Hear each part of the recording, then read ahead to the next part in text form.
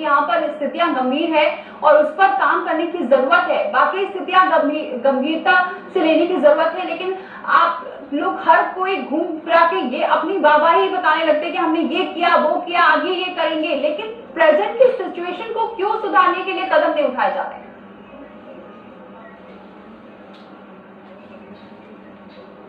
नहीं, मैं आपकी बात से बिल्कुल इत्तेफाक रखता हूँ दीपाली जी, आपने बिल्कुल सही। और हम लोग पूरे संवेदनशील हैं इस मामले में। हम लोग गतिशील भी हैं, क्रियाशील भी हैं। हम कहीं पर भी कोई कोताही नहीं कर रहे हैं। हमारी नियत में जरा सा भी कोई फर्क नहीं। हम चाहते हैं कि पूरी स्कीम को अमली जामा पहनाया जाए। तभी मैं आपको आंकड़े बता रहा था।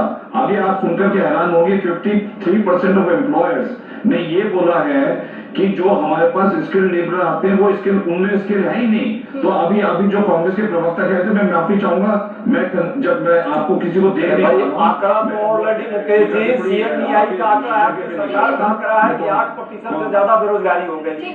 आंकड़ा आपके पोर्टल का आंकड़ा है कि लोग रजिस्टर्ड हो रहे हैं, उनको नौकरी नहीं है। आप आंकड़ा बता रहे हैं, ऐसे आप सही आंकड़ा दे लोगों के बीच में जमीन की कितनी बेरोजगारी हुई है और सरकार क्या करना चाहती है, सरकार का एक्शन प्लान क्या है बेरोजगार को नौकरी देने के लिए।